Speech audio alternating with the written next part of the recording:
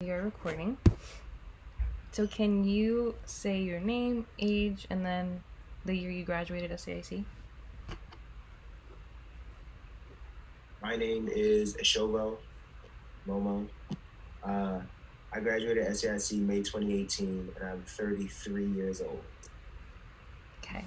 Can you say why you originally came to SAIC? Why I came? Mm-hmm. Like, what was like your pull to come to the school?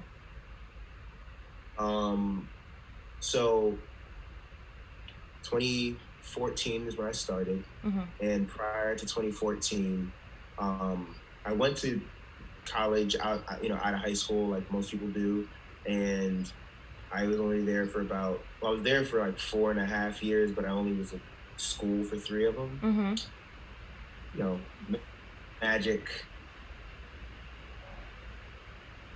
Um, but the long story short, I try to tell it short, is I was doing music, and that was important to me. And I was performing. I was in a band. I had experiences and with shows and opportunities that led me to believe I could take this and run with this. And that was 2010, 2011. But as things go, it didn't turn out in the way I thought it would. But I was still committed to music as my career, craft, passion, interest, all of it. Mm-hmm. So after years of my parents, 3 or 4 years of my parents being like, okay, what the hell? Like, you know what I'm saying? Like, what are you, like, just like, I mean that in all seriousness, like a consistent 3 years of like, what the hell? Mm-hmm. Because I was working at a museum and at the Apple store. So I was like, I was fully employed for the entire time. I was living with my folks, but I was doing shows. I was working on music. I was committed to that. And so it's hard for them to be like, what the hell, you suck. They're like, what the hell? Like, clearly you want this. You're working hard as shit for it, but why don't you have a degree? Mm-hmm. So after enough of that, I had like, I even went and took some community college courses in that span. Mm-hmm. And I took 2 courses. I failed one and passed the other. And I don't know if I failed on purpose because none of them were hard, but I know I did not try. And I wasn't like, I'm going to waste your money, but it was also kind of like, and Wait, can you repeat it was that one? online. I think I You spent cut more out. time working on music. Repeat that last 2 seconds. I asked myself, yeah, I asked myself, I said I took some community college courses. Mm-hmm. One was, I passed one, I failed the other. Yeah. Neither of them were difficult. I mean, I studied electrical engineering at Maryland. Went there, so I took like easy ass courses at the community college. I took like psychology and like economics. I didn't give a shit. Mm-hmm. That was the issue. Mm-hmm. I know I was supposed to like go and do one of them online, and I remember I would drive to the library. I would get on my laptop. I'd see the assignment, and I spend more time on other shit. Reached a point where I was like, I don't know if I was trying to fail on purpose, but after I didn't pass one of the courses, and my parents at that point, they're like, yeah, we can't make him do this. I think I was like 24, 25, maybe 26. It's hard to remember at this point, but like, no, I was definitely not 26, because I was already out here by then. Thinking about here by then. So I was like 24, 25. I think at that point they were like, we can't make him do this shit. Like, we can't. Like, so again, by then I was also at the point where like, yo, they can't make me do this shit, but I can make me do the right thing. So basically, I'll wrap up that part of the story by saying, shows in DC have been fun. I've been performing. 2013, I dropped an album and I played at least a show every month, if not more frequently. I was trying to be as present as I could be, and it was cool. People fucked with it. The opportunity was cool, but something told me that like, in order for me to get to another level of like success in that realm, I may have to commit to something that I don't do. I knew that like, as a person who makes rap music, there's a certain type of that's the connection is like ruining your story. Hello? Okay, it's fine. Am I not there? You're there, but like then you'll like your voice will sound like a robot, and then it'll disappear and like crunch, and then it'll come back. That this is the nature of 2020 Skype, It really is. Zoom. I'll try again. I'll just keep going. Yeah. I'll pick up where I left off. I think Okay. what I was saying was basically by 2013, I was playing shows like every month. I had, committed. I dropped an album. I was doing everything I could. I like for my album, just to kind of put into perspective how I was going about it. Matter of fact, since since this is the new world we live in, Mm-hmm. show you. So like I was serious about what I was doing, and I went to Nigeria. I copped some fabric. I'm like, we making an album. We're gonna put the CD in the thing. We're gonna put the thing, whatever, in here. It's gonna look like a little, art piece. This was how I was like, this is me being serious. But I realized also in that same breath that I was like, damn, while this is a big ass deal for me Mm-hmm. and my approach to things, um, I like knew that in order for me to advance what I was doing after having played, literally a show damn near every month, if not more, dropping an album to well reception, um, that in that environment, I wasn't going to necessarily succeed doing it just the way I wanted to do it. Mm-hmm. There's certain, DC is not like, I think, much different than any other small market. Like, DC is still a big city, but in terms of like, I can't divorce myself from this as much as I may want to. Music is it's a, can't find the word I'm looking for. It's a commercial product. Like, Mm-hmm. people are with good and service, basically. So it's a small market for that kind of shit. So people in small markets tend to do exactly what people in the large markets do.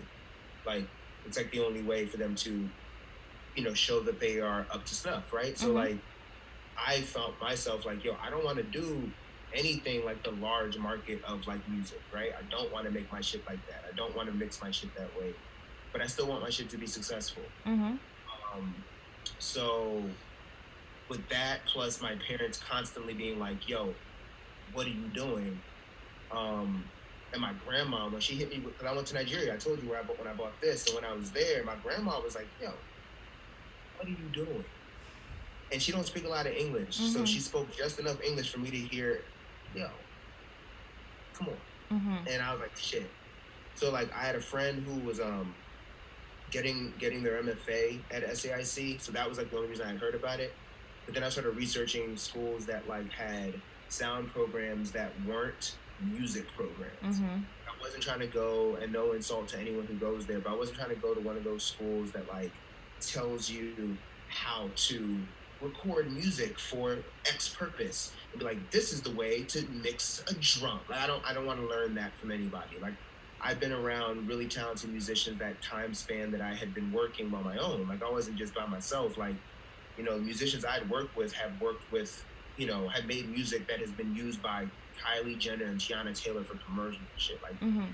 this is the, not saying that everything he does is golden and not everything I do is golden. Like I don't want to learn about how to do things more perfectly for some sort of consumptive reason. Mm-hmm. So I was researching about like, schools that had sound in the title, as far as majors go.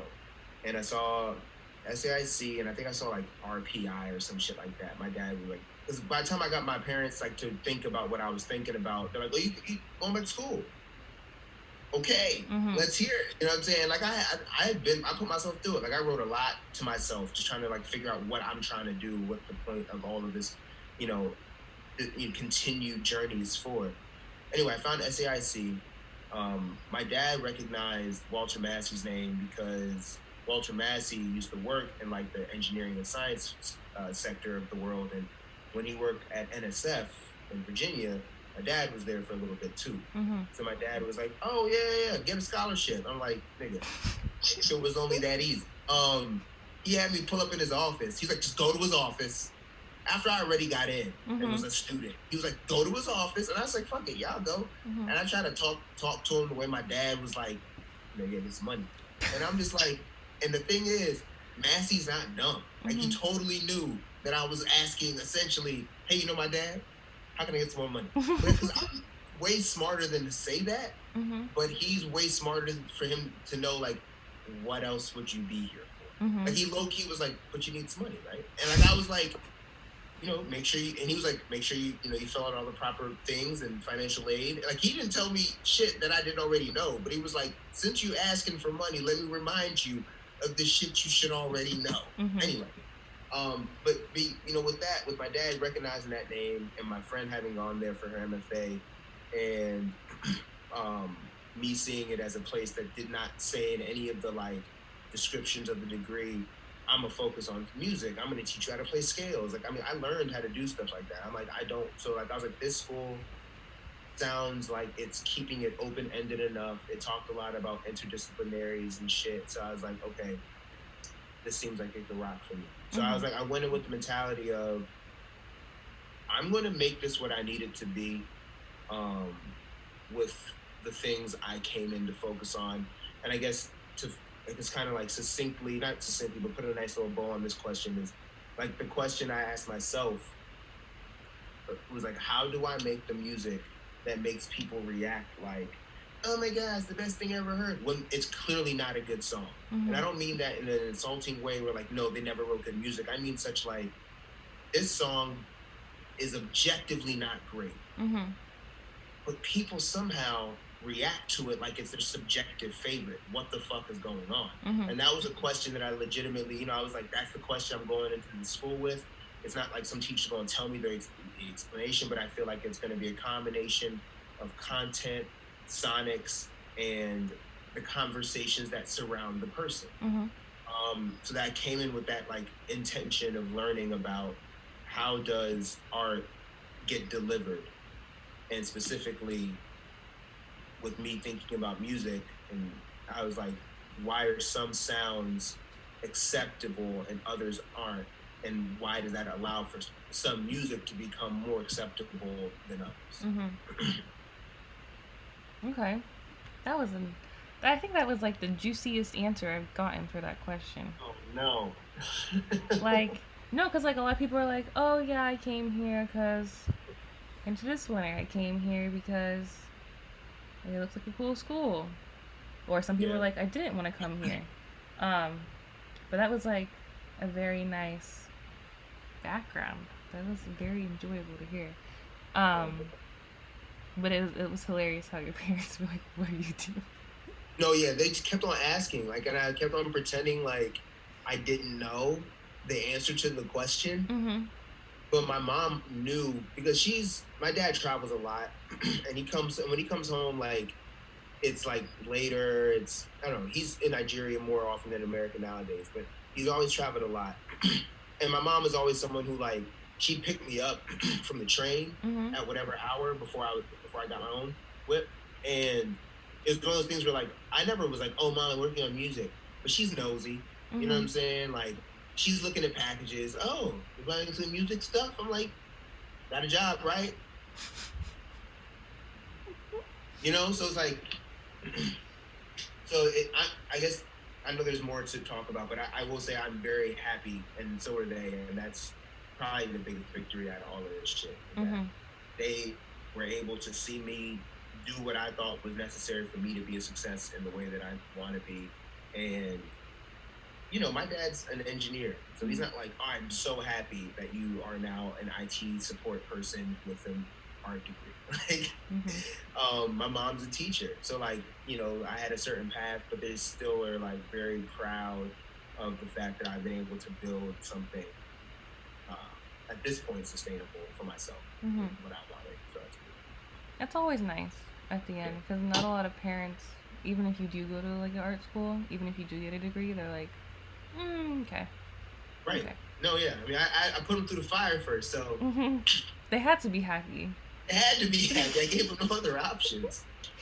I guess the next question would be like, how was your experience in the sound department, since you were looking for something that just wasn't a stereotypical music college? Like, you were going for sound. You're like looking to make art with your sound. And like, how was that in the sound department? So I would say it actually went really well for me. But I didn't I didn't I didn't do the path. Is Like there a certain path for like sound? I think in sound there's a path. It's much looser than say film, or fashion even. I know fashion's hella rigid, but like sound had a path. And so my first semester, I remember registering for courses. I remember I was on the phone with the advisor. By this point, I moved out of my parents' house like a year or two before I came to school. So like I'm sitting in that room now, and I'm just like, hearing him tell me what courses I can take, and I'm thinking I want to take a sound class. I want to take a sound class. But he's like, you have to take an art history, a this, a that, a this, a that. And he was like, you probably have to push your sound to the spring semester.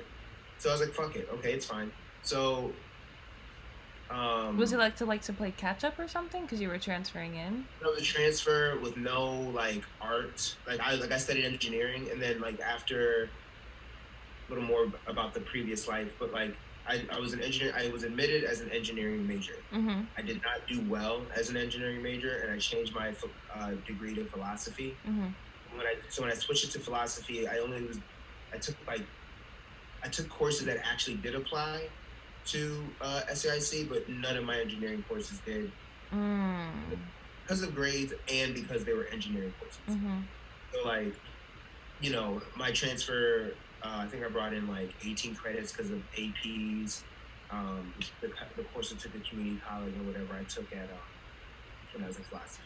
I only did philosophy for like a semester. I was in engineering for like the first 3 or 4 or whatever. But yeah, so my first semester I couldn't take a sound course because the dude was like, no, you gotta do core, you gotta do art history. And maybe they was all full too. Like it's possible they were full.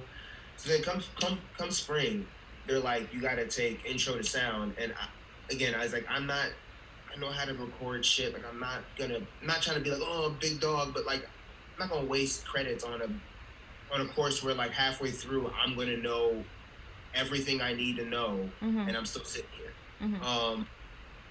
So I sent an email to the chair at the time, Nick Collins. I think this coming semester, he will not be the chair, but I think the entire time I was there and up until this end of the spring, he was the chair. I just sent him an email. I was like, hey, I've been making music on my own. Actually, was it even my first year? I'd have to look at my transcript to remember entirely. And I'm genuinely curious, but I'm not going to waste time trying to pull it up. But by the time I finally got into a sound course, that was how. I could have just taken an intro course, but I was like, I don't want to, so I'm going to email this man directly and ask him for what I want. And he was like, so I sent him an email that included my work that I had completed at the time. The course he was teaching was sound projects, which is like an independent study type of course where like you bring in work you've done, your classmates listen to it with you, and they give you feedback, and you repeat every 3 weeks pretty much, right? Was intro to sound like required to like do other sound classes? Intro to sound, and again, I don't trust how my advisor explains shit to me. I don't mean to say that he didn't offer a thorough examples or options, but I think as far as how a department, I mean, maybe, right? Maybe the department says, tell everybody they need to take intro to sound. Sometimes departments tell like entities like admissions and registration, hey, this is what it should say. I knew based on what that course was described as that I was not going to take it. It was going to be worth my time. So it was either my spring semester or the following fall. I think it might have been the following fall because of all the transfer courses they have you take too. And I think that, and it may have not been like I couldn't have taken it. I think it was more so like, hey, you should knock this out. And I think I was just like, sure. I can't remember. Point is, by the time I took this course, I sent him an email. I included my work. I said, hey, I want to take your course. This is what I've done. I did not take Intro to Sound. I know how to use Logic Pro in Ableton. I will not need any additional or special help for you to teach me this. And that was good enough. Yeah. And that was that. I mean, it was great. Did I answer the question? I Mhm. forgot. I lost it. Okay. Yeah, you were talking about like your experience and. Yeah. Oh yeah. So throughout. So that was just the beginning. So I guess like throughout from that point forward, I kind of not only took, but I took sound projects like 4 times, 3 or 4 times. Mhm. It's always different. Are there not Because like a lot of sound classes? no, it's not that there aren't. Or there aren't. There are not that many. Mhm. That is true. Um, and they do fill up quickly. Mhm. But also, I knew that what I wanted, like I got a lot out of it the first time, Mhm. and I knew that because grad students could be in there, the students would speak about their work, the teacher would give realistic feedback. You can make music, you can make sound pieces, you could vet other work there. I was like, this is a good thing. So I Mhm. wasn't like, I'm gonna take it every semester, but I knew I was gonna take a course within sound every semester. Sometimes I took like I took other courses, but I took sound projects like 3 or 4 times because maybe it was three. They offered it at least once a year. Mhm. Um, I was working on music constantly, Mhm. so for me it was like I'm not gonna get a captive audience this regularly to listen to all of my ideas, and they have to listen. You know what I Mhm. mean? And like give feedback. So for me, I was just like, I'll take this course as often as I find necessary. But I also took and also like this course was great. Analog synthesis. It's like a Mhm. historically great course by a historically intelligent teacher. Um, and I think, and again, I'm gonna brag on my department. Like my two favorite instructors, not only are they like really great, they're like great in their field, regardless of SAIC. Mhm. Um, the guy who teaches analog synthesis is like he wrote a book about memory, but he teaches the sound course because that's how his mind puts those two things together. Mhm. Um, and also, this is like a small victory, but I'm gonna shout him out. Bob is the only white person who's ever seen my name and said to me, "I bet you're. I'm not sure if you're pronouncing it right." Hmm. And he was right. I've known that. So when I tell people my name is Eshovo, that's easy. There's 2 O's in it. You got an E. Mhm. Vowels are malleable though when Yeah. it comes to like other languages. Yeah. And him knowing that I'm from West Africa, I'm Nigeria to be specific, but him knowing West African vowels might sound different. Like 2 weeks, 3 weeks into the course, he goes, "Shovo, is that really how you pronounce your name?" I was like, I looked at him like, "How do you think it's pronounced?" And he said something not correct, but it Mhm. was close, Mhm. and it was like close to what you say. So my name is pronounced Eshovo, Eshovo, and Oh. he said something close to what you would say if you fucked it up the first time without me having told him. Uh huh. And I was like, okay, you know what the fuck you want. He's like 80. Yeah. That's the other thing. Like, and this is, I guess, the part. He's like 80. He's a white man who's like 80 who told an African, first generation. That tells me something about what he's done in his 80 years versus what some people are doing in theirs. Mhm. Yeah. Because he had a choice to like be knowledgeable about shit, and he chose to, rather than be ignorant. And Mhm. the other guy who I think is incredibly dope, Nick Collins, he's the man who was the chair at the time.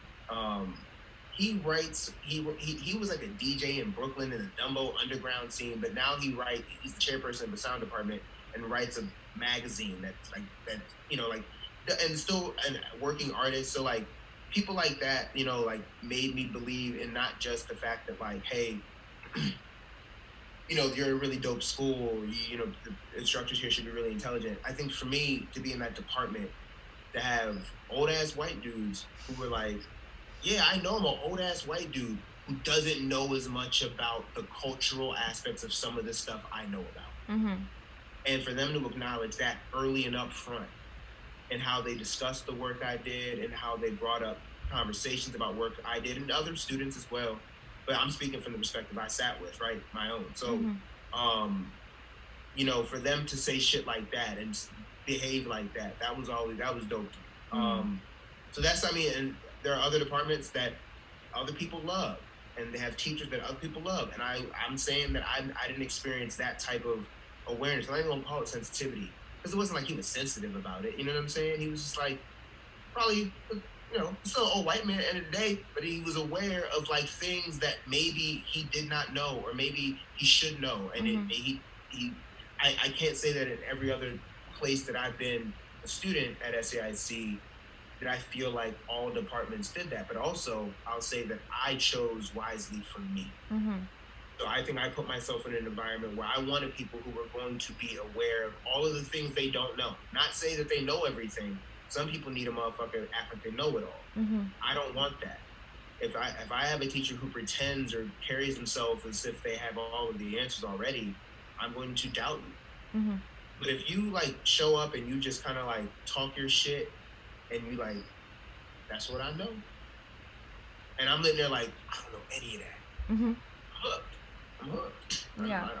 And that's how I felt with like most of like, I don't think I had a downright bad experience as far as an instructor in the sound department. I was interested in performance when I got here.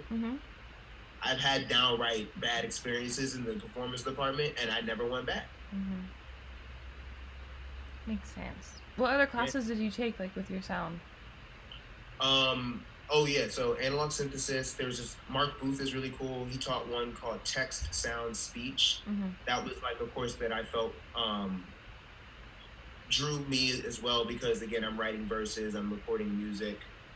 I'm curious as to what people think about or how people associate text when they hear it. Because again, like that's my initial hypothesis, question of like what is going on with the listener when it's when it's like a banger from Lady Gaga has bangers, but then at the same time you got on another end of a similar spectrum Katy Perry.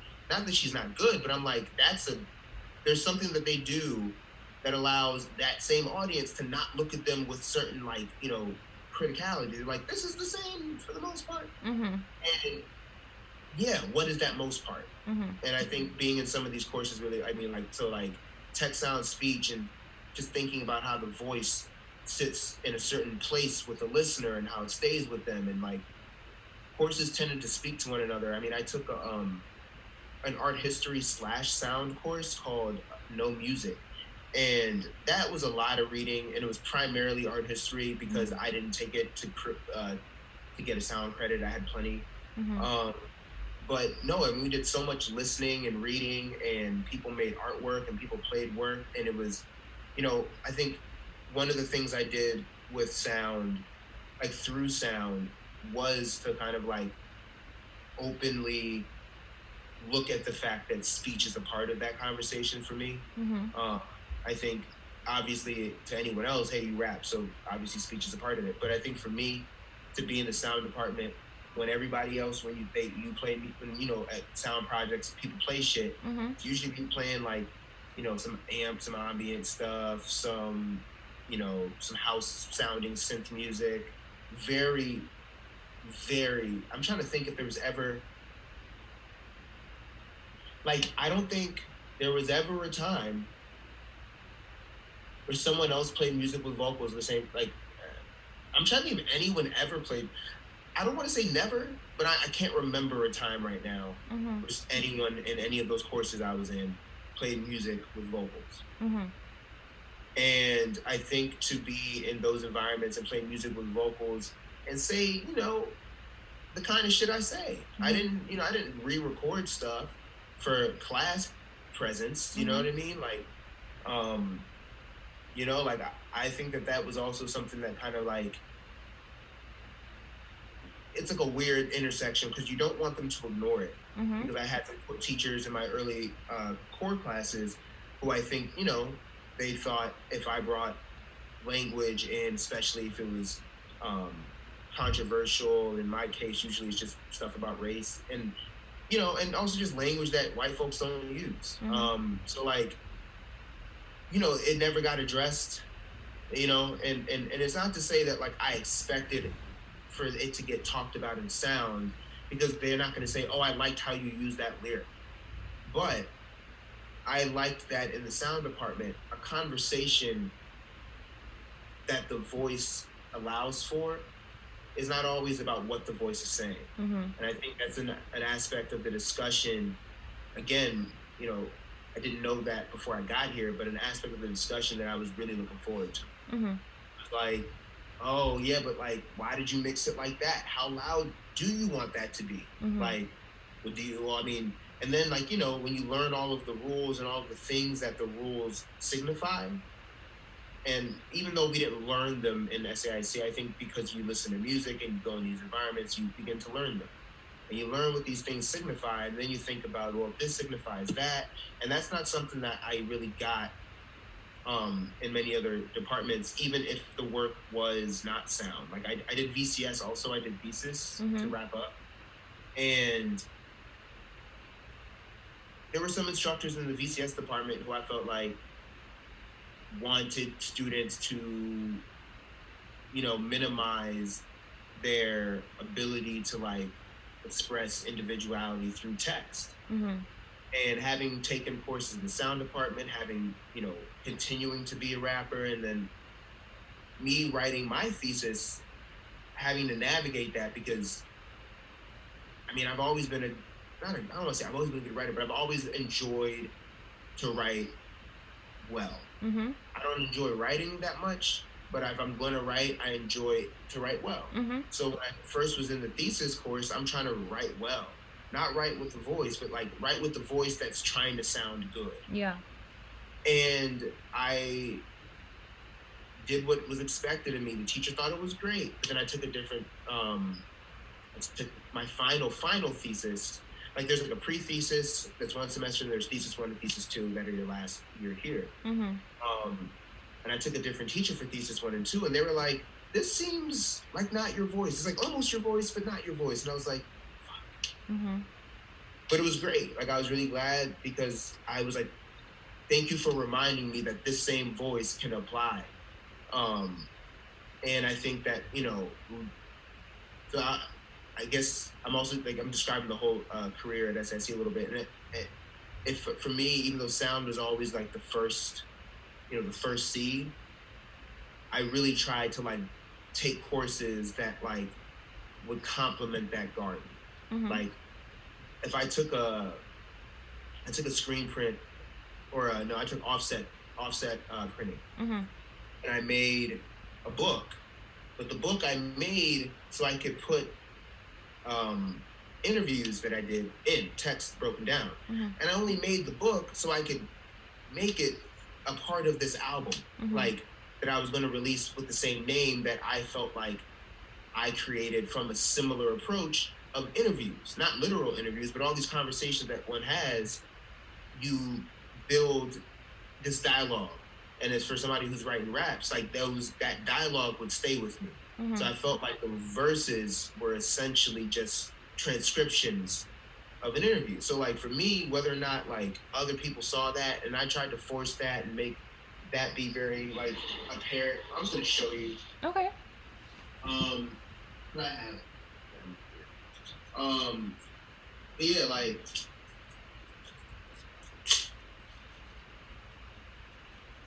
it's cool because I just moved, so like I know where everything is. Get on that last. And why can't I get this one out? It's like, did I double plastic it? What's going on? Yeah, I did double plastic it. Yeah. Extra protection. Yeah, so like, well, this book. Yeah. And like, I'm just gonna show you a little bit just because it's just recorded and it might be relevant to your larger discussion. But yeah, I mean, for me, I think SAIC, like I said, like provided this opportunity for me to look at what I was intending to do. So I made this book in the offset department, and it's called Listening, or of Empathy and Echo, which is what I named the album I did. But like, I wanted, again, like to keep the conversations going. So like, this is like a transparent page that like, that, and then you've got like literal transparencies on top of other things. Yeah, like, which makes an echo. You got it. So like that whole, so like somebody said this book was almost like a sound piece, and that was kind of the intention, but like a soft intention. So like, I was like, I'm making an album and I'm making a book because, people used to buy albums for the artwork and da da da da. So yeah, I mean, this, I think, from starting out in sound projects, and this was like literally my final semester work too.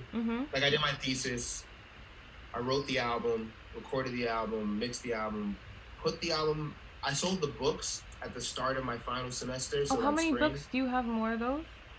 I do have more. I sold like 30, but I made like I guess like 35. I have like 4 or 5 left. But I graduated in May and then released the album like on like Spotify or whatever in May, because like that was like I said, it was always the through line. It was always the first seed. It was always there in every performance, every, writing class, every art history class. Like, I mean, I tried to keep that there, but also for me as a student, it made shit mad easy. And I tell people this, I'm like, I used to show, like, at the end of the semester, or, when Crit Week will roll around, I might do only 2 projects. And just, like, this shit, that book, I showed that in 3 classes for my final. I showed it in my no music class, I showed it in my offset books class, and I showed it in, like, 1 other course. Because it was just, like, it fit them all. So, I don't know, I've meandered. But then I graduated. Yeah. Well, how would you say your well, I know you touched on it a bit, like when you were talking about your critiques and like the things you value, but do you feel like in full like the critiques were beneficial? Yeah, I feel like I can't say no to that. No.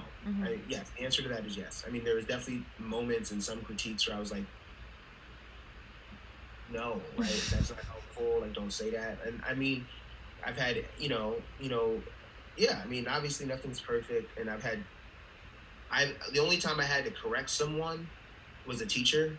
Like, because like, most students, I think when a critique, how do I put this? Most students at SAIC are non-confrontational. So like, if they don't like some shit, they just might not say some shit more often than not. And it was never like a situation where like somebody didn't like something and they were rude about it. But like, I mean, there was like 1 or 2 instances like, oh, this student is clearly not listening to anybody's piece. Like, I think that's a piece of shit. Like, that no one noticed. I'm just sitting there like, that dude sucks. Fuck him. Like, but no, all in all, I'd say they're pretty good.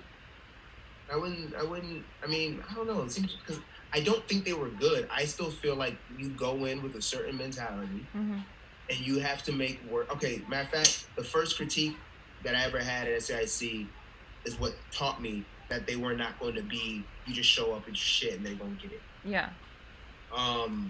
Because I focused and spent time on some detail. I don't remember what it is now. Focused, spent time on some detail. They didn't even acknowledge it, didn't speak to it. Nothing was said. And then from that point on, I decided, don't make work that explains what you're trying to do. Make the work that is doing what you want to do. If it doesn't do it, then it didn't do it. Then the critique is valid. If you make some shit that is about some shit that you're trying to talk about, but your work itself ain't talking about it, you can't be mad when they say a whole bunch of shit about one thing when you want it, because like that's literally like that is the nature of the critique. I know some people, I even had friends who were instructors be like, the student didn't feel like their critique was well received and I feel bad, I feel like it's my fault. And I'm like, if the student says, I want you all to do this, and you don't give them a chance to do that, then yes, it's your fault. Like, if I had a critique that needed something special, I would tell the teacher ahead of time. Like, or I would get there early to facilitate what I needed you to experience in order for my critique to go the way I wanted it to. But I generally think after the first semester where I felt like I had, that one experience where I was like, I did this and you didn't talk about this, what the hell? Where I'm like, now it's like, look, go in there. It doesn't even have to be complete. It's like, if this thing, you want someone to do what with this? Like, what do you want them to talk about? Like, if I played work, especially in sound courses that wasn't finished, I would say, this isn't finished. Or actually, I wouldn't even say that. I wouldn't even say that. I mean, with sound classes, I wouldn't even say that because more often than not, they were going to help me finish it by them saying, "This is this is that, this is that, da da da." But like in courses, like I don't know, like um, I mean, the last performance class I did my best performances, but the teacher said some shit and did some shit that just didn't sit right with me, and I was like, this is the wrong environment. But that critique went well, but it only went well. I'll tell you a little bit about it. I'm not going to give their name because I don't think it matters, but it was called Body as Object or something like that. I took it because I did a performance here in Chicago at Zoo Brothers Gallery, like my first or second year here, and I hated it. Like I felt uncomfortable, and the audience was just like really weird. I mean, it was a gallery show, and I didn't know that you couldn't really do a rap performance in a gallery show without people looking at you like, oh. No, they give me that, oh, look at him. That is really good. And then like they get drunk and they're like, oh my God, turn it up. And I'm like, I weren't listening when I was serious. If you were paying attention, you'd know that I'm not going to turn it up now that y'all drunk. And that's the direction this is going in. Anyway, but after being that experience, I was like, yo, I need to take this course. I need to think about what the fuck. I need to find out somehow what people are seeing when I just step out there.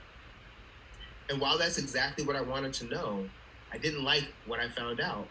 The teacher had us do this one little thing. She said, everybody stand in a group, like shoulder to shoulder, like in a line, facing the wall, facing like the stage. And then I'm going to have y'all walk across the stage and just acknowledge us as we stand, just, however way you want to. Some people walked by and said hello to everybody. Some people just waved. I did the black man nod. The black man nod, you move fast. Yeah. I'm thinking about it, he's like, keep it moving. Like, you actually don't break stride. You just get like a bunch of motherfuckers with a nod. She gonna say, only black person in the classroom, only black person, performance class. She gonna say, oh, with the drive-by. And you use a little drive-by nod. A little drive-by hello.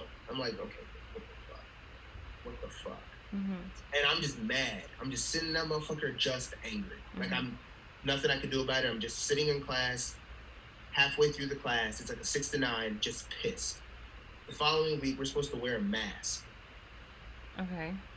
So I'm still mad about this, right? I get a beach ball. I have like a beach ball. I deflate the beach ball. This is what I had. Deflate the beach ball. Draw an unhappy face on it. Angry eyes on it.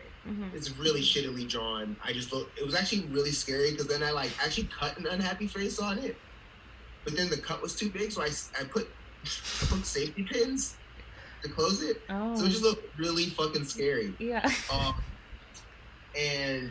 But then eventually it broke my tongue, so I could breathe, so it was out. Anyway, so my mouth was exposed. She asked us to do the same thing that we did the previous week, where we walk by and greet everyone. And I realized that the beach ball was really not reflective, but just light hit it really well, just because it was a plasticky beach ball. And the lights in the performance room it was interesting. So I walked around like my mindset was I'm a frog, like one of those tree frogs, because it was like bright colored too. So I'm like, I didn't say this, but in my mind I'm like, I'm staying low and I'm tilting my head towards the light because I want to focus on the light. And I licked my lips because they was dry. And she gonna say, okay, so I'm like crouching, right? And I'm crouching because I want the light to hit me in the most dramatic fashion. I'm not tall, but if I stand straight up, you ain't gonna really peep it. Yeah. So I'm crouching so you can notice it. I stand up as I'm getting to the end, and she's gonna say, no, get back down, crouch again. That's really animalistic. With the tongue licking, I like that. Okay, that's interesting. So at that point, I was like clearly I was already mad last week. Today, I'm more mad. I'm damn near sweating my mask. She has us do some group activity. And at that point, I'm like visibly pissed. My classmates are like, if you don't want to do this shit, I get it. I'm like, I don't. Thank you. And I sent her an email. And I say, hey, look, we got to talk. We got to talk. I talked to my dad. I talked to my dad's coworkers. I mean, my dad's a professor. That's what he did his whole life. So like at the time, he was still teaching at Howard. And I called them and I told my mom, I told my dad, and they were like, yeah, talk to her. And I talked to her and she gave me some, oh, you know, I work with black people. I work with people of color. Like, oh gosh, no. Exactly. So like she said sorry, but she also said that, which No. is like, in my mind, not like you undid your sorry. It's like she's giving you an excuse of like, it's like when people are like, oh, I have black friends. Yeah.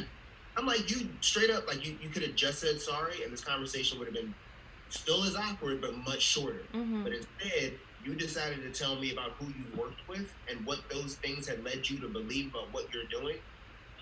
But I say that to say she showed me something in that class, and at the end of that class, I did my best performance. Like, and I would say that like by the end, I was like, but with those two instances, it's like, okay, you just showed me what my body might say to people, so I have to take control of that. So while I maybe those weren't critiques per se, but you know, those were kind of like, you know, in class, in progress, like performance critiques, and I'm like, yeah, those sucked. You were out of pocket, but like my, you know, my final critique, I did.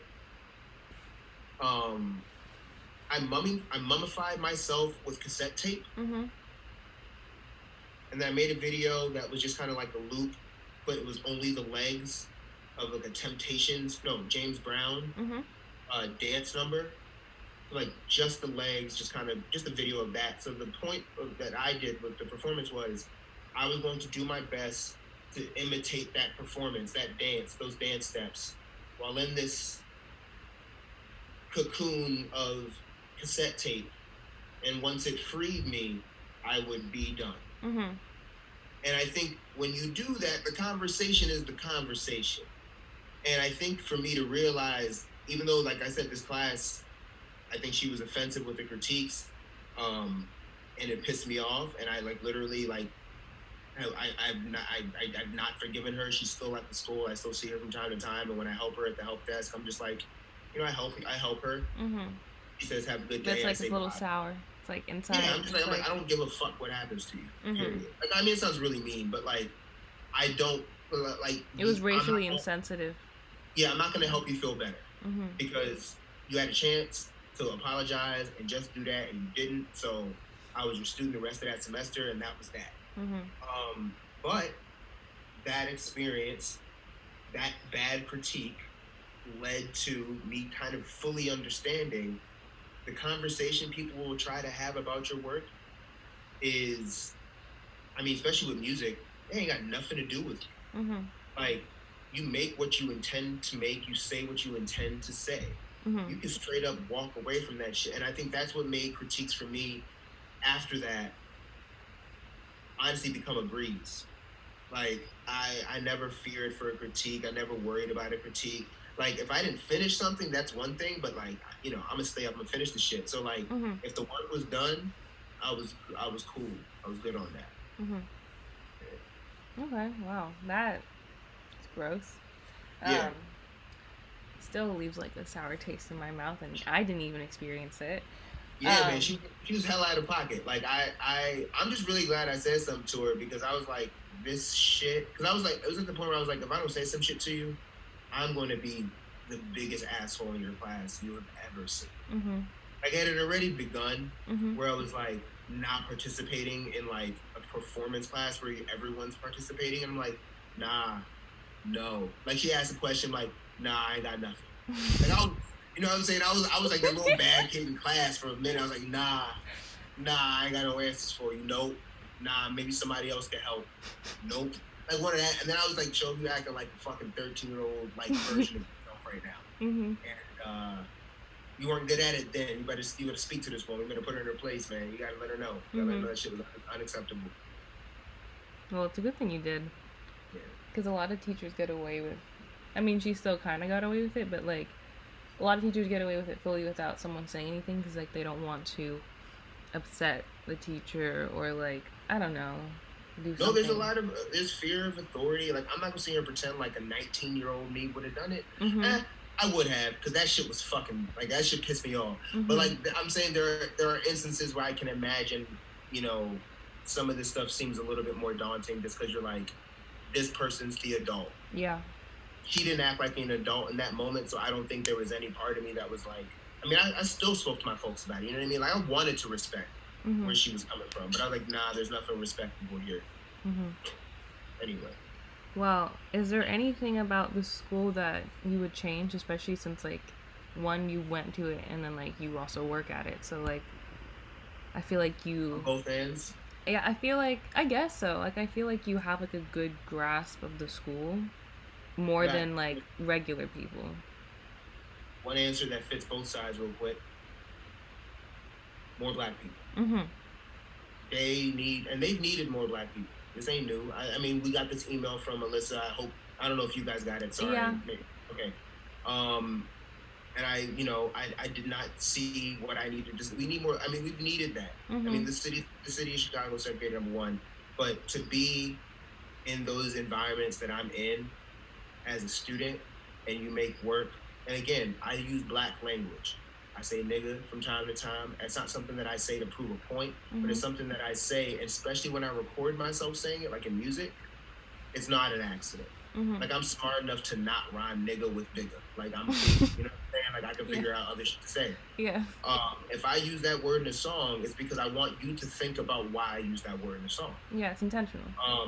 Yeah, I mean, whether or not it rhymes and goes with the flow is something that you will appreciate on first listen, but on second, third, or fourth, oh yeah, he ain't talking about me. He's talking about people who look like him. This ain't for me. Or this is for me. He's talking about us. Like, I want that kind of, but that's not something that you can even try to engage. Like, I could try to engage that in a group where there's no other black folks, but what do I gain from doing that? I don't necessarily improve my understanding of my own work. I've just allowed white folks to now understand why I might say what I say. And in the professional sense, I'll be a little more cautious here. There have been more than, I mean, it's not a secret.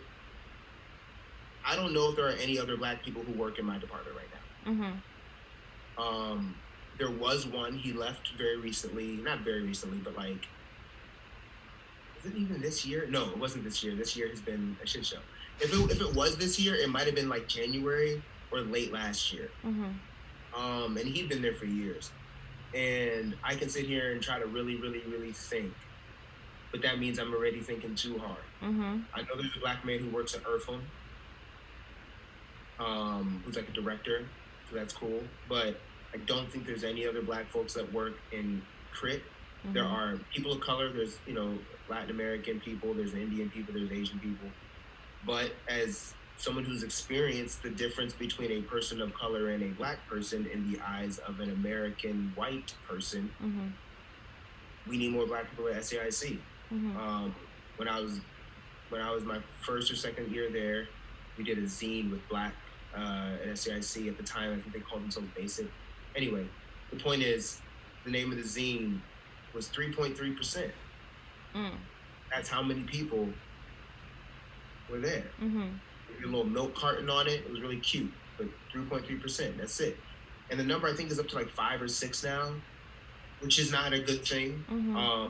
I think honestly, I mean, with all of the pushes towards inclusivity and understanding, I think our school does a great job of pushing those things.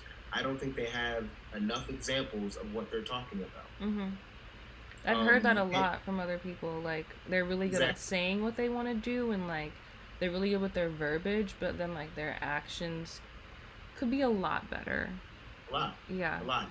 I mean, we've all seen the F News article of and it's like I interviewed the guy that wrote that. Yeah, and it's one of those things where it's like, as much as like that fucking blue to see, just to see that and like know that like y'all knew this shit and just carried on. It's like one of those things where it's like, you can't talk about being a progressive art school, the number one in the nation, and pushing all this stuff, because I'm not going to forgive them. Clearly, a lot of industry has not been up on, been up to speed. I'm not going to forgive them because everyone's been behind. They may feel like they deserve that based off of how that email read to me. the email read to me as if they were like, we've done a lot of good already. And that wasn't good enough for me. But if that's how they feel, that's how they feel. I feel like you should have been starting this process by listening to the Black people who've complained. Yeah. Because I know of other individuals specifically who have complained to administrative people about things that they deemed racist or racially insensitive, and nothing happened. I know a guy, he'll probably never see this, so it's fine, and you don't know him either. I know a guy who got, who was told he had to apologize for threatening to beat the shit out of some white boy who said nigga. Nothing was going to be done to the white boy. He straight up had to apologize for him to like retain, and it was one of those things where it was like an act. Like they weren't gonna be like, but him being a man of principle, him being from Chicago, and him realizing the school was too damn expensive anyway, he's like, you know what? I'm gonna keep my pride and my money. Oh, he left? Apologize and stop going to school. And he's fine. He's doing his own thing. He's a chef. He's doing well. But he was just like, this is ridiculous. Like, granted, yes, I said I'd beat his ass. I didn't beat his ass. He did say nigga. Yeah. Yeah. It's, that's wild. That, it's like someone making you experience, I mean, not experience, it's like someone, I've been in a similar situation, like someone makes you apologize for someone hurting you. It's like, yeah. Yes. It doesn't make any sense. And like, the woman in my like it seemed like she had never, and that's the thing, like just to go back to what she said, she gave examples of Latin American people she worked with. They would not know in the same way or feel the same idea of insensitivity when a person of a lighter skin says what you said to me. They would not have felt that, if only because maybe they look alike, similar complexion, or maybe because they've been, you know, culturalized to not feel that because of how oppressive systems work. You saying that shit to me in a room full of people who don't look like me is very disconcerting and discomforting for me. I'm like, what the fuck's going on? Why does she think that's okay? I was confused as hell at first. The drive-by comment, I was like, I'll take this. It's fine. I'll take it. Like I was like, that's cool. I'll take it. It's stupid as fuck of you to say, but I'll take it. But the last one.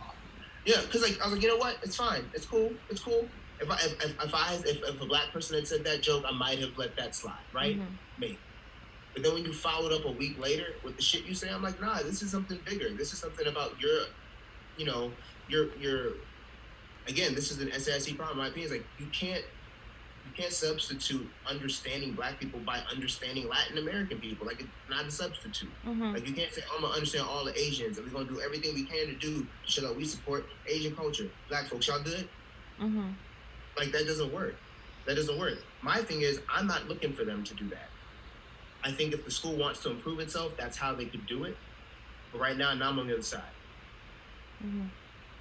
Now I am the Black guy at Crip. But there needs to be more. And I'll say this. So one thing that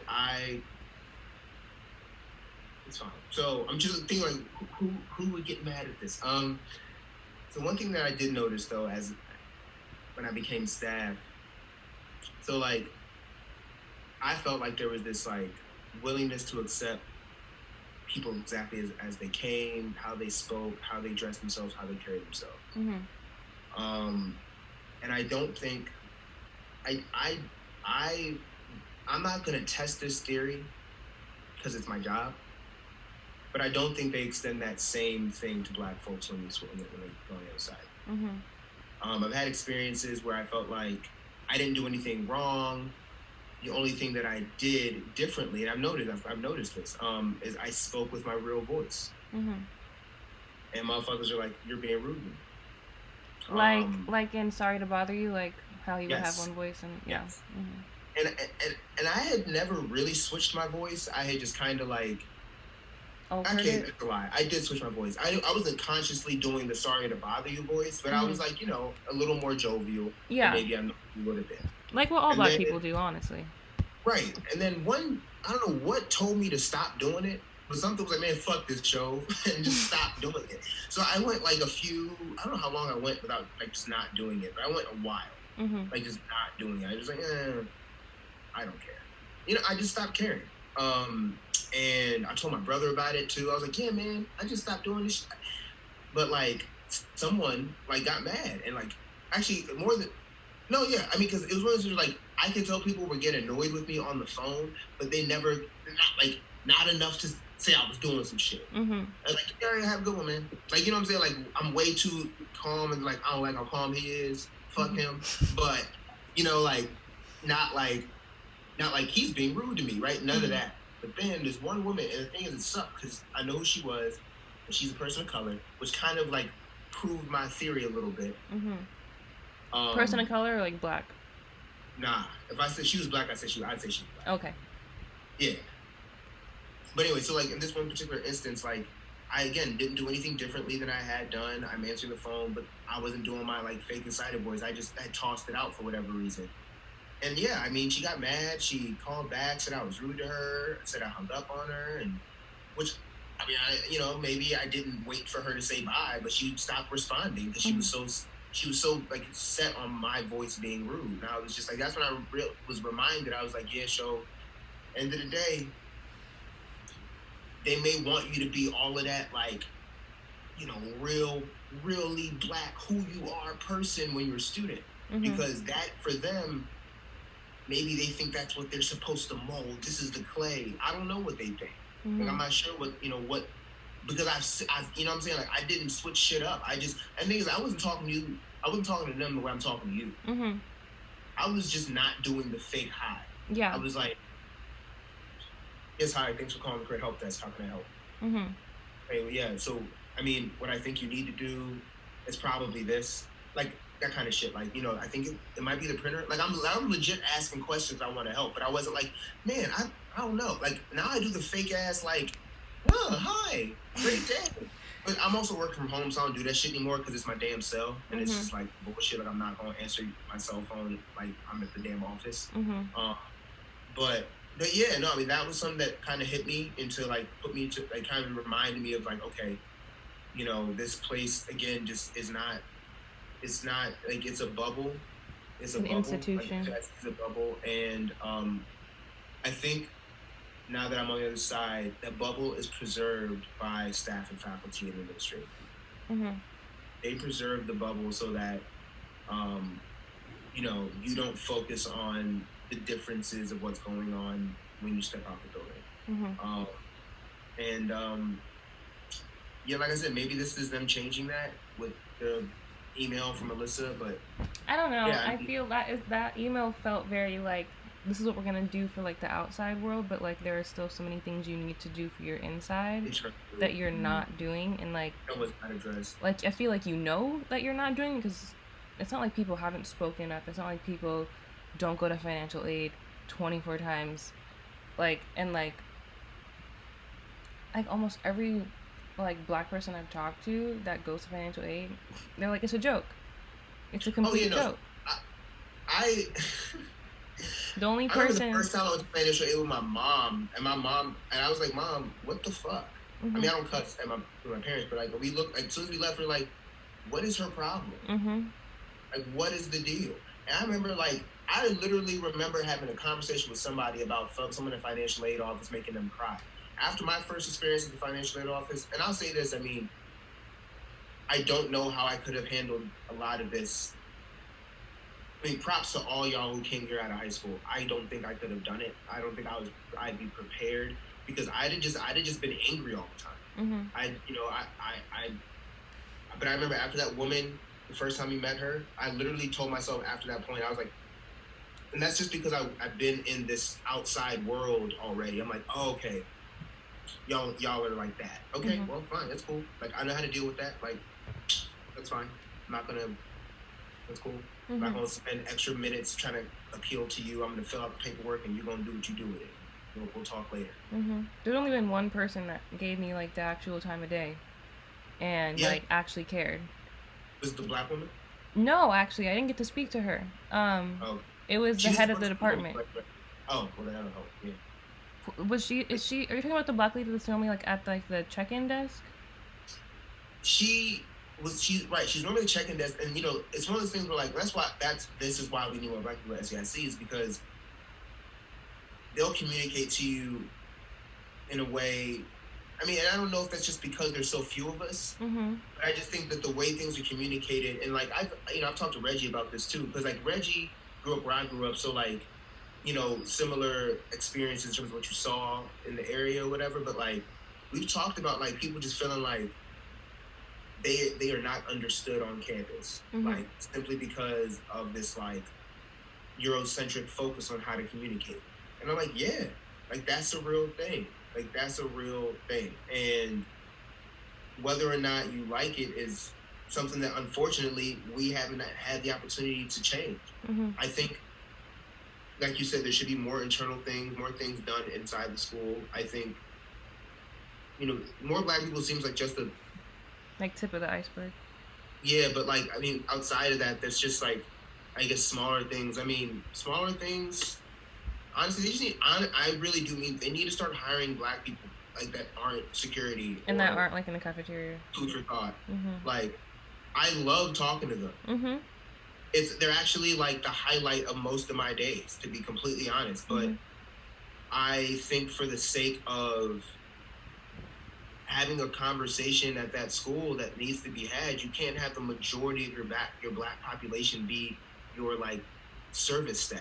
Because that's straight up facts. Like if we got numbers out, I wouldn't be surprised if there was as much service staff as there were black students. Yeah. No, yeah.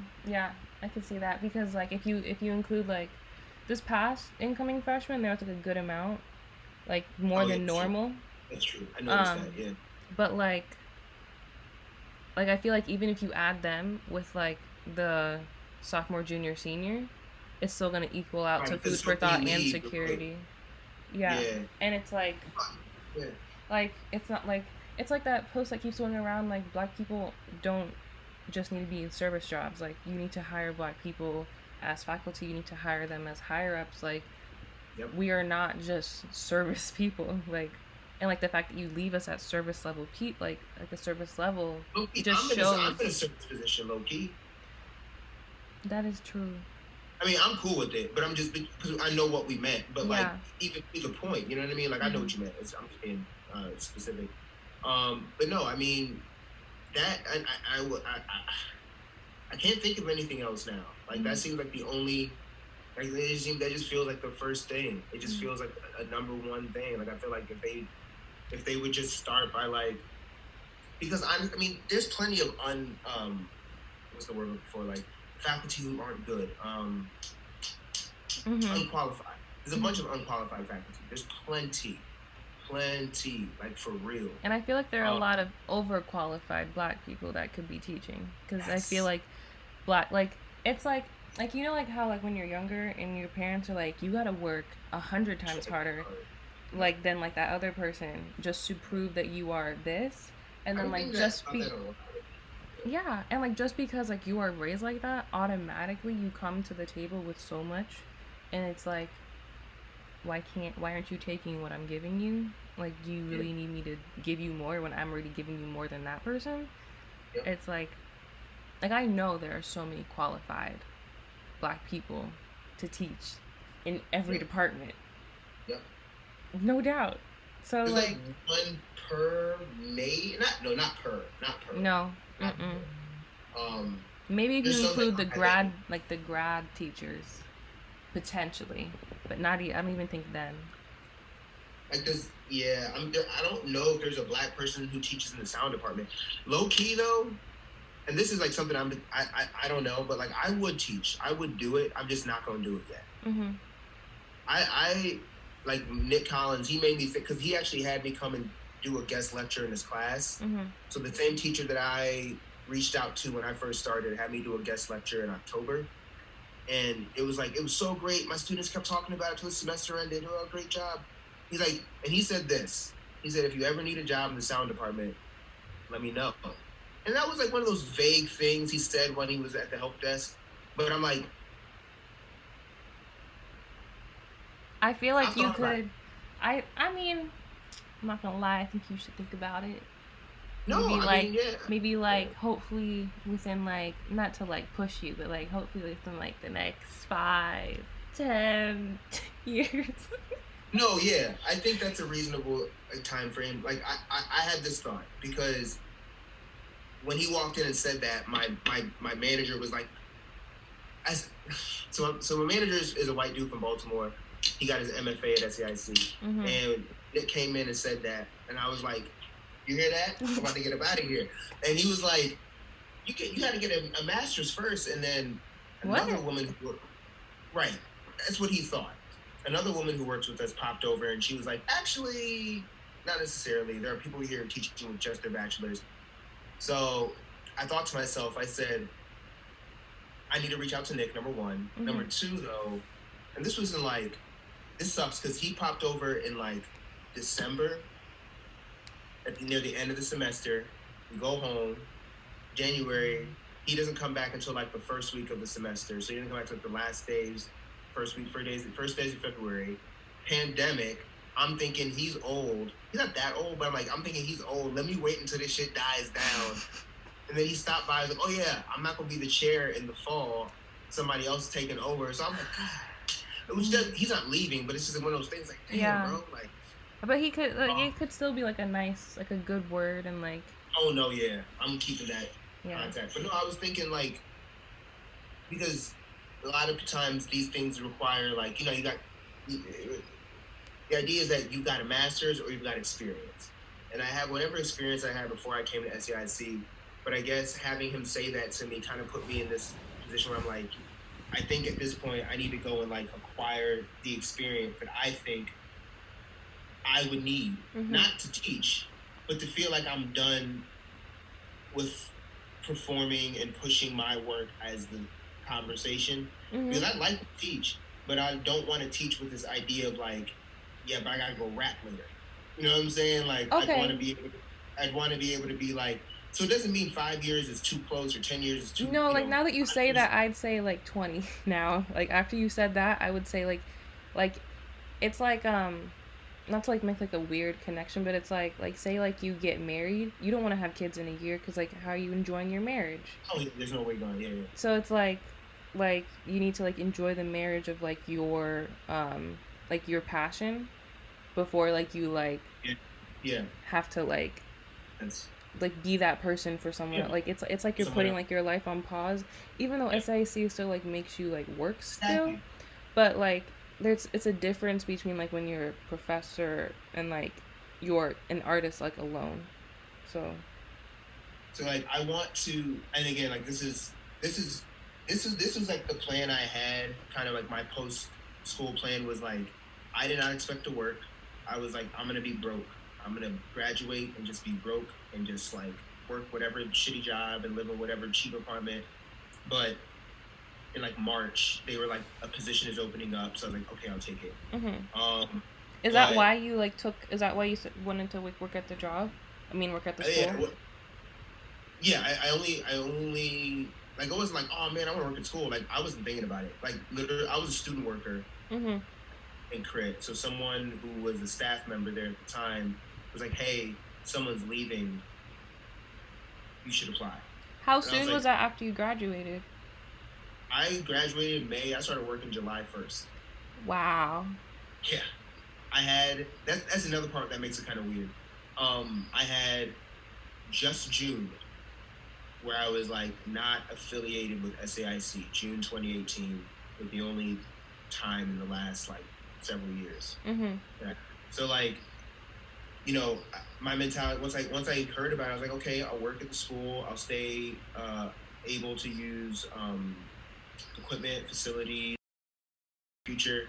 So for me, like with Nick saying that, it just kind of like reaffirmed that like, hey, make sure you commit to the things you said you were going to do, whether or not they happen in the way you expect them to and the quickness you think they're going to happen with, that's fine.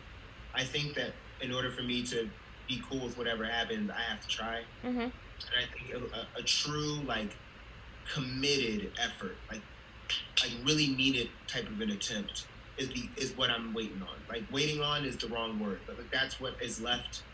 If I don't do that, I mean, I could teach, but I'll be like a bitter teacher who like will break out into like 15-minute soliloquies about how close he was, and I'll probably still do that shit. But at least, you know what I'm saying, at least give, you know, trim a couple minutes off if I can go do some of this stuff in real life. So that's the plan. Okay.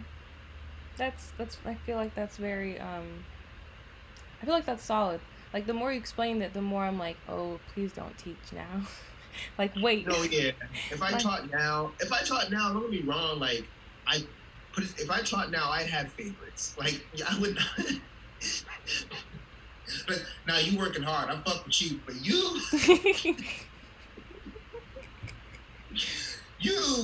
like, yeah, I would not be the kind of, because a teacher is supposed to be willing to pull everybody along. Like I want to coach middle school basketball. I want to keep that part of me like motivated to pass information on. It's like, I mean, both my parents taught, like it's in my blood or whatever. I just don't want to I don't want to do it now for a lot of reasons, just because I don't want to have to wake up and do fucking lesson plans and come up and give a shit about whether or not these kids are going to come to class today.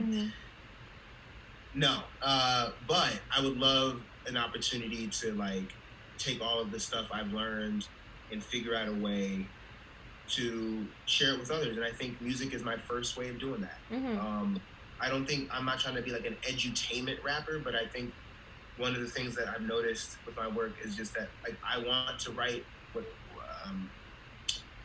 affirmations, like musical beliefs and affirmations and motivations. Not like motivations, but just like, hey, this is something I've observed to be true. Sounds rhythmic when I say it like this. I hope you agree. If not, that's fine. Now you know this observation exists. And like that's science, essentially. Like no one gives a fuck about Halley's Comet, but you know that shit exists. That is how, like, we are aware of this thing. We can reference it when necessary. Or, you know, if it's never relevant, then it's never relevant. I'd hope to make work that is sometimes relevant, if not very. Like that. But yeah, I mean, it's relevant to me. It's relevant to the experience that I live. So I want to, you know, anyway, now I'm just rambling. No, it's fine. I guess to end it all, because I feel like you answered. I talked a lot. We've talked a lot. Thank you for your patience. I'm just rapping. Oh no, I love talking to people. Because I feel like you answered like questions that I wrote down that I didn't even have to ask you, which was great. But the last thing is like advice you have for someone that is wanting to go to sound, because mind you, I do have people like literally right now talking to me like, what is the sound department like? Can you give me something like, so. I would say, and I mean this, I don't think everyone's gonna be able to do this right now, but I still want to say it. You got to know what you want out of it. I think that's like a truth for everything, but that's a difficult answer for a lot. Like, I mean, I can't expect everyone to have the answer yet. But you should absolutely know what it is you want. So if you want to go into the sound department to explore sound, then take everything. Take all of the shit in the sound department. Literally, I mean, I can tell you maybe what not to take, like, but then again, even the courses that I would say are not to take that maybe had a bad instructor one time. Like, if you love that shit, take every course, because they have everything. As far as, like, they have a rhythm course where they teach you about rhythm. They have a course about analog synth, like I said, text, sound, speech, like I took. They have a, I mean, there's a lot. My thing is but I think it's good to know. Now, if you want to make music, they have a digital sound course. You can make music in it. But if you want to like make music and like learn how to make music and like record people and their studio techniques, I mean, these classes exist at the SAIC sound department. I don't think that is the best use of that department. If you are approaching it with this, like, I want to make music, I want to record music, I want to, like, you know, record stuff, get the microphones, do all, like, if that's like go to a different school. Like, because it's like, you're going to, I know people who came to SAIC thinking that's what they wanted to do, who are really talented people, but that's what they wanted to do. They left because the kind of conversations that we have in those courses are pointless to you. Mm-hmm. Like, I know a dude who left. He was in the analog synth class with me, and he said Bob was annoying. The same person who I said was a genius for being 80 and no one, you know what I'm saying, that same guy, he said he was annoying. Not because he was like picking on him. He was like, yeah, he's just like, you know, he just, I don't know, he's just kind of mean. And he's not like mean, but like he knows so much that he says things with such like pop Yeah. that you think he's being mean. Like he's not cutting you off, but he says stuff with pop. I don't know if that, you know what I mean? No, yeah. Like, Mm-hmm. old people do that. They tend to say things with pop. Yeah. So like he did that, and people were like, "Yo, this dude's mean." But like, you know what I'm saying? Like that dude, the dude who said that, ended up going to Columbia, and he's just making mad music. Mm-hmm. That's what he should have been doing. So it's like, I think if you're not willing to like go in with like a vague like guide for like, then you need to go in with a very specific thing that you know you can get done at SAIC. Mm-hmm. And it can't be, I want to learn how to mix and make music, because you will waste. You'll be upset and you'll leave. Yeah, because like, yeah, I feel like the sound department, even though I'm not in it, like when I like see people do their sound performances, it doesn't seem like it's like for like the radio, which like I feel like some people like think that that's what like they want. Like to me, it's like this is art, and then other people are trying to make music. Yeah, I think. But like sometimes it can bridge. It's just like I think to bridge it, a person has to come in very specifically with the tools and the mentality to build said bridge. Mm-hmm. Because I walked in with that belief. I was like, these niggas gonna do some weird shit. Mm-hmm. I'm already knowing. I can't wait. Mm-hmm. Because whatever weird shit they do is gonna tell me something about a listener's ears. And I might even like the weird shit. I might do some weird shit. One time, I was a little smacked. I'm sure I was high. I was at home, mind our business. I don't know why. Okay, I was also very into covers at the time, because I was just like, covers are like a retelling of a conversation that somebody already had. It's kind of it's like retelling. So I was watching Fresh Prince of Bel-Air. It's like one of those shows that is so damn comforting that it's always on. And at this particular moment, while it was always on, I decided I would sing the Fresh Prince of Bel-Air theme song, but differently. And this is gonna be like my closing. Okay. So I like sang this theme song in some made up tune that I came up with, and I played the shit in class. Because my conversation about covers wasn't like, oh, it's a Fresh Prince theme song, it's a cover. It was like, I made a few other things, and it was sound projects, and we share about 10 minutes worth of sound if you want, up to. I played one song, another version of that one song. No, actually, you know what it was? I can't remember. I played like 2 or 3 things that day. This was one of them. I'm gonna sing in a very high-pitched voice that ain't really mine. In Western Philadelphia, born and raised on the playgrounds where I used to spend all of my days. And I did the whole song. Yeah. The whole, like, even the verse that isn't on TV. First class, man, this is bad. Drinking orange juice out of a champagne glass. Like, I really did the whole thing because. Yeah. Because, right? And I took that motherfucker to class. And I mixed it. I recorded it, mixed it, added some, like, because it was, like, I don't know, there was, like, some weird, like, haunting spiritual version that I chose to do. Yeah. And I, like, mixed it with said intention. And we discussed it.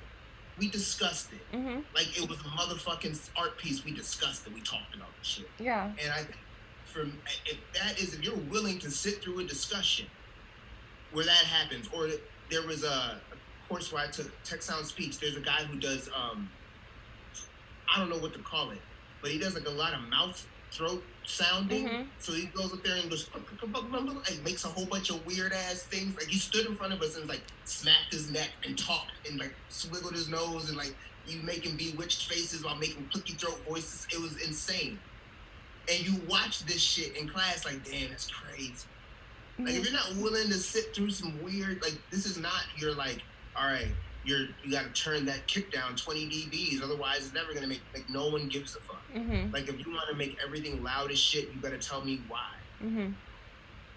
And I think as far as for me, as someone who understood that the music I was going to make as a rapper, as a black man, as somebody who likes hip-hop music and enjoys it and is connected to it, that's how it's going to be received. It's going to be received as something that people can purchase and, you know, sit with on their own.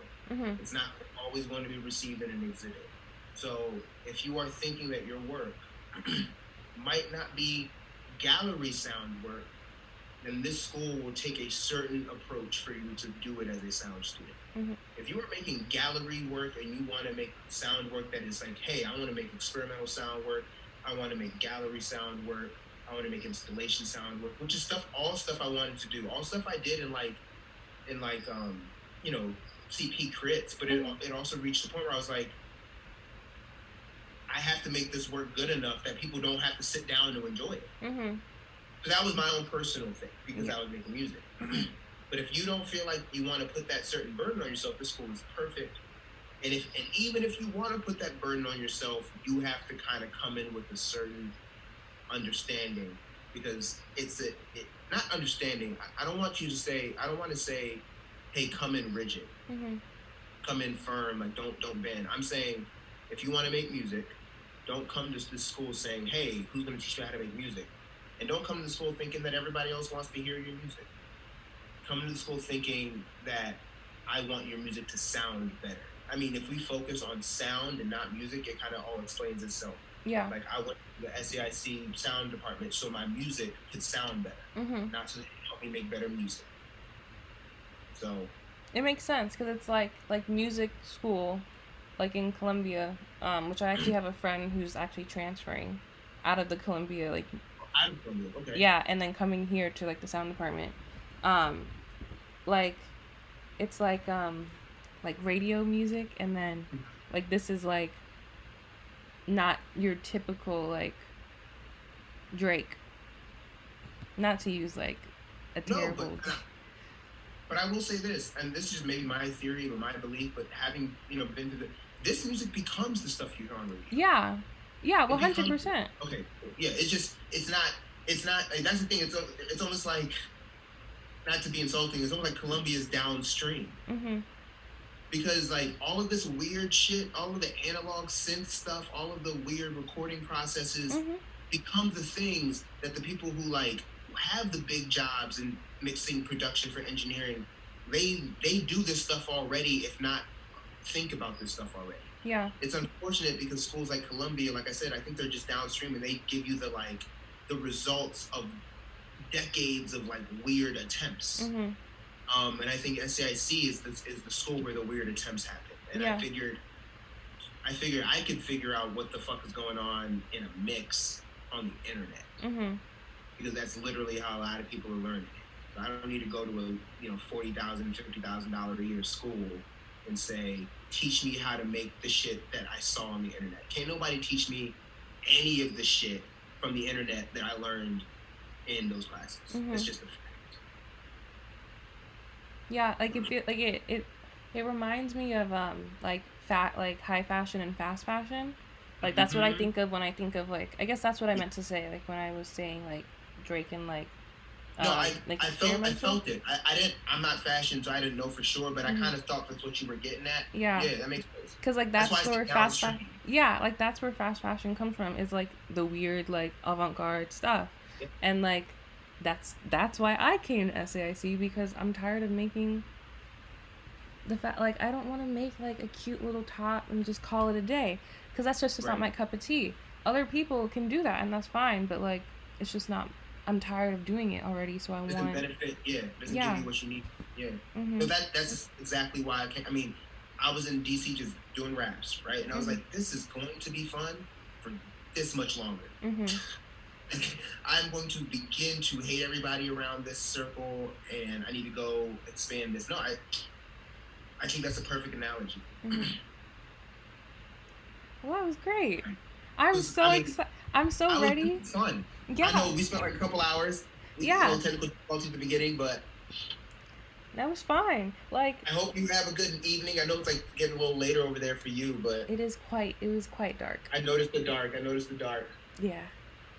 Well, thank you for letting me interview. No problem. I had a great time. Yeah. Let me know if there's anything else you need. Oh no, this was perfect.